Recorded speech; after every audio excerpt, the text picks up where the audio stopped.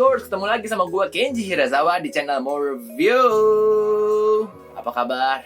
Semoga makin semangat, tetap semangat. Mungkin lebih tepatnya tetap semangat kali ya ngadepin pandemi ini, nggak bisa kemana-mana kan. Mendingan kita nonton film aja. Kali ini gue pengen merekomendasikan masih sama genre-nya, psychological thriller, yaitu Relic. Relic ini tuh film horor dari Australia yang pertama kali dirilis itu di Festival Film Sundance 25 Januari 2020 yang dibintangi oleh Emily Mortimer sebagai Kay, Robin Nevin sebagai Edna, dan Bella Heathcote sebagai Sam. Mereka bertiga mainnya keren banget. Hampir seluruh adegan itu berkutat sama 3 orang ini doang. Irit susah loh dengan memanfaatkan 3 pemain kayak gitu. Kalau nggak actingnya bagus banget, kita nggak akan dapet rasa mencekamnya gitu. Nah, kita langsung masuk aja. Relic. Kamera roll. Action.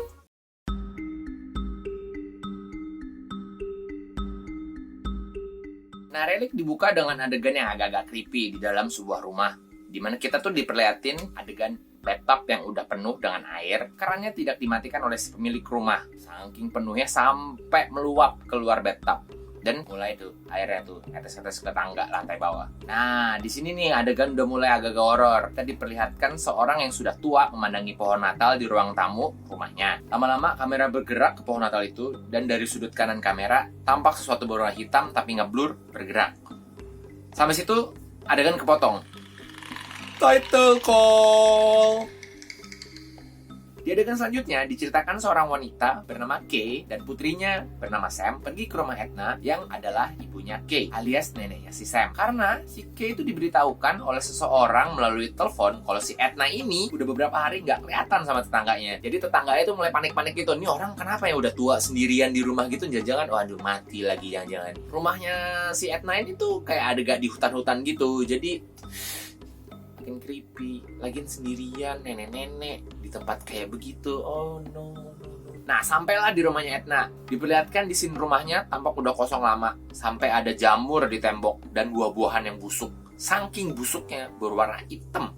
Nah, habis itu banyak di rumahnya tuh kayak sticky notes, tau gak sih, yang untuk inget-ingetin gitu loh ya kan, karena dia si Edna ini kan ada demensia kan, sering lupa. Ada satu yang bikin tanda tanya banget. Sam tuh menemukan sticky notes yang bertuliskan do not follow it. Nah, kata-kata it tuh apa ya? It berarti benda mati. It atau binatang, I don't know, atau makhluk hidup, I don't know. Misteri ditahan oleh film yang kemudian berpindah ke adegan di mana Kay melaporkan hilangnya Edna ke kantor polisi. Kay dan Sam akhirnya memutuskan untuk tinggal di rumah Edna yang memang auranya udah gak enakin banget deh. Malamnya, Kay tuh bermimpi buruk. Dia berjalan ke sebuah rumah kayu, kayak pondok-pondok cabin gitu, cabin in the woods, yang posisinya di tengah hutan juga. Begitu pintu rumah tersebut terbuka, nampak lorong yang gelap banget. Saat Kay masuk rumah itu, dia menemukan seorang laki-laki tua yang udah kurus banget, sedang ngeliat ke lantai. Nah, di lantainya itu ada tubuh yang udah nggak busuk, yang udah hitam-hitam gitu deh, sama kayak buah-buahan tadi yang udah hitam. Tiba-tiba berpindah dari adegan mimpi itu, seperti ada bayangan yang memperlihatkan Kay tidur. Bahkan tiba-tiba sebuah tangan muncul membelai keningnya Kay. Dan di pagi harinya, Kay menemukan Edna yang sedang memasak air di dapur. Hah? Nah, kayaknya bingung. Makanya dia nanya ke Edna, lu dari mana cuy? Gue dicariin.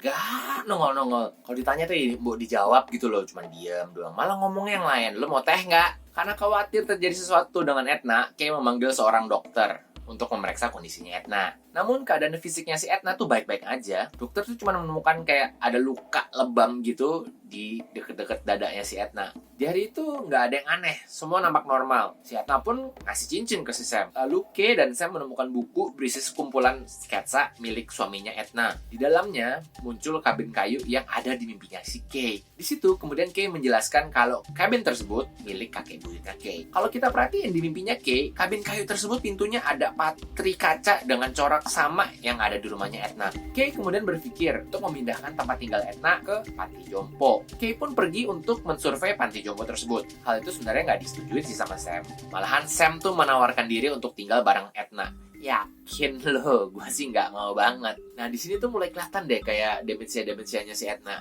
Pas si Sam nyampe rumah, si Edna tuh lagi dansa sendirian. Habis itu ngajakin si Sam untuk dansa bareng. Nah, setelah adegan dansa itu, si Etna tuh tiba-tiba jadi moodnya tuh berubah gitu. Gara-gara dia dengar dari si Sam kalau si Kay itu mau mindahin dia ke panti jompo. Jadi kayak mood swing gitu deh. Dan nenek-nenek, mood swing.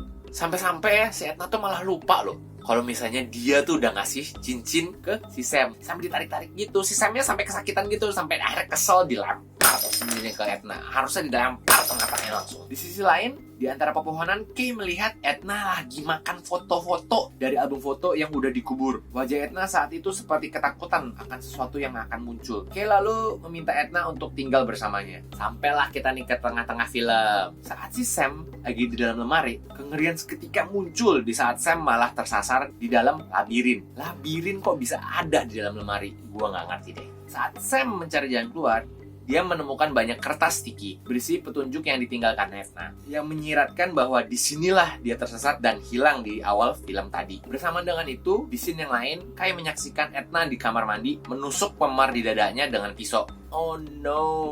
Kay yang ketakutan menghentikan Etna yang kabur ke kamar, meninggalkan bathtub dengan air yang meluap karena terlalu penuh. Sampai kemudian air yang menggenangi lantai mengenai sebuah alat yang menyebabkan lampu di seluruh rumah tuh padam. Kay itu mengejar Etna ke bilik lemari dan tiba-tiba mereka tuh masuk ke labirin yang sama kayak si Sam. Habis itu si Etna itu kayak mutilasi wajahnya gitu.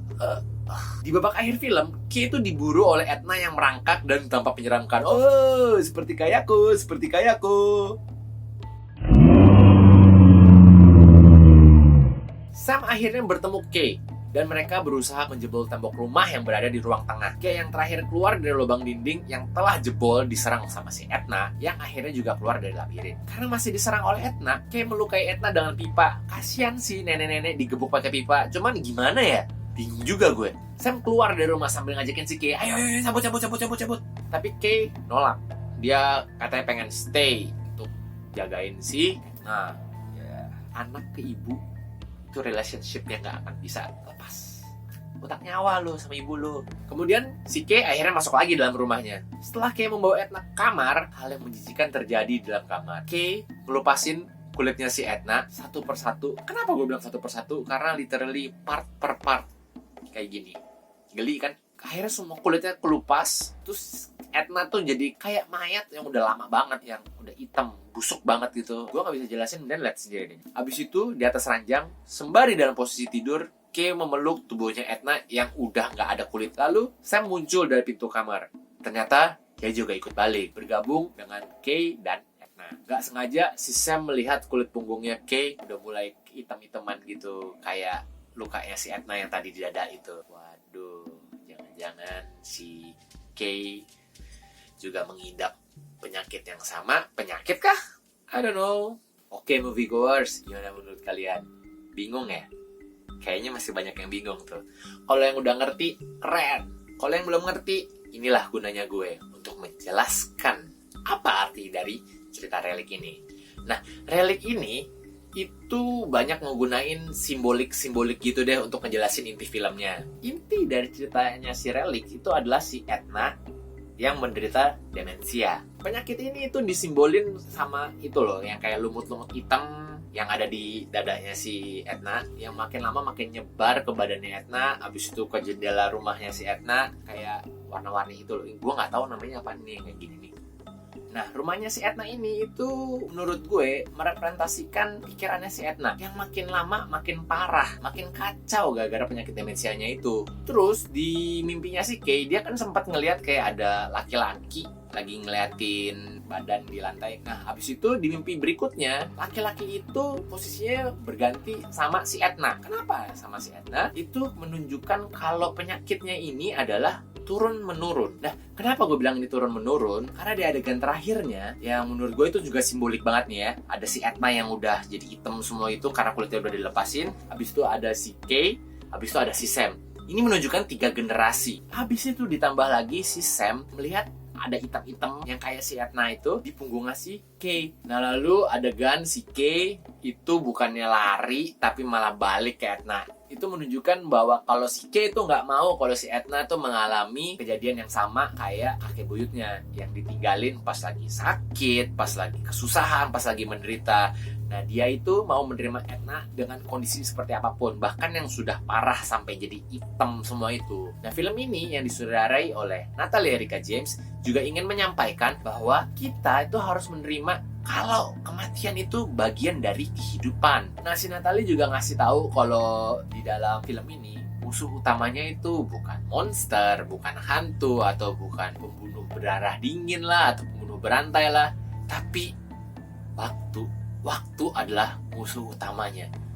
Oke, thank you banget yang udah nonton video ini. Kalau menurut kalian penjelasan gue tadi nambahin wawasan baru, silakan di like dan di share videonya. Dan yang belum subscribe, di subscribe aja dan jangan lupa nyalain notifikasinya. Jadi kalian bisa dapat update terbaru kalau channel mau review, upload video baru. Oke, dan jangan lupa di follow semuanya ini, Instagram, Facebook, dan Twitter. Oke, sampai jumpa lagi di next video and cut.